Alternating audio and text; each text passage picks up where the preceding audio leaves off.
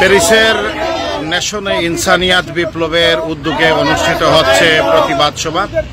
বাংলাদেশে বর্তমান সরকার প্রধান শেখ হাসিনা কর্তৃক প্রায় 4 শতাধিক নিরীহ ছাত্র হত্যার প্রতিবাদে ইনসানিয়াত বিপ্লব ফ্রান্স শাখার উদ্যোগে চলছে এই প্রতিবাদ সমাবেশ, যেখানে সাবেক শিক্ষার্থীরা জড়ো হয়েছেন প্রতিবাদ আন্দোলনের জন্য।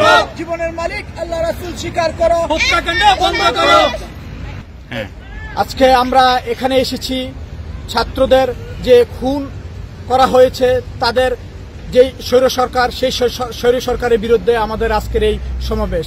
আমরা স্পষ্ট ভাষায় বলতে চাই, রাষ্ট্রটা কোনো এক গোষ্ঠীর নয়, রাষ্ট্রটা এক ধর্মের, এক জাতীয়তাবাদের না, রাষ্ট্রটা সবার, সব মানুষ তার নিরাপত্তা, অধিকার, স্বাধীনতা নিয়ে থাকবে। আমাদের বিজয় নিশ্চিত। আমাদের একটি দাবি, পুলিশ সরকারের বিদায়। আসলে ফ্রান্স শাখার পক্ষ থেকে আমরা এখানে দাঁড়িয়েছি। এই মহাসমাবেশে যারা এসেছেন তারা সবাই জানে আমাদের উদ্দেশ্য একটাই। বর্তমান যে সরকার, সে প্রতিটি গত 10 দিন ধরে যে আন্দোলন চলছে প্রতিটি দফায় সে পালন করতে ব্যর্থ হয়েছে। এই ব্যর্থ সরকারকে আমরা আর মেনে নিচ্ছি না। আমরা এই ব্যর্থ সরকারকে শুধু পদত্যাগ নেই, আমরা এই ব্যর্থ সরকারের বিদায় চাইতে সবাই একসাথে জড়ো হয়েছি। 15 বছর ধরে আমরা যে স্বৈর শাসকের মধ্যে আছি, আমরা এই স্বৈর শাসকের পতন চাই।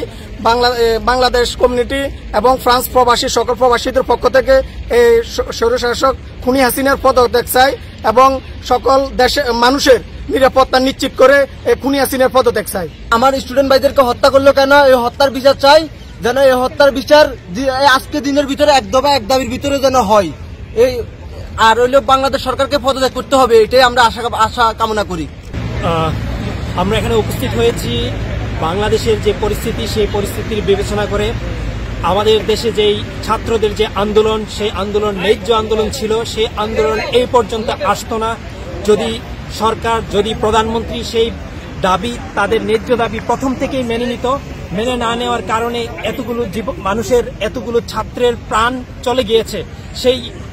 তার যে দাম্ভিকতা, তার যে একনায়কতন্ত্র, স্বৈরতা, সেটার কারণে আজকের এই অবস্থা। এই জন্যই আমরা চাই এই স্বৈর শাসকের বিদায়। এই স্বৈর শাসক যদি বিদায় না হয় তাহলে মানুষ শান্তিতে এই দেশ থাকতে পারবে না। এই দেশ স্বৈর শাসকের না, তারা সেই স্বৈর শাসক আমার দেশ বাংলাদেশকে দখল করে নিয়েছে। আমরা সেই আমার দেশকে, আমাদের প্রাণের দেশকে এই স্বৈর শাসকের কাছ থেকে ফিরিয়ে নিতে চাই। এই ছাত্রলীগরাই প্রকৃত রাজাকার।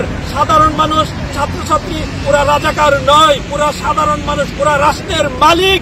রাষ্ট্রের মালিককে সাধারণ মানুষ।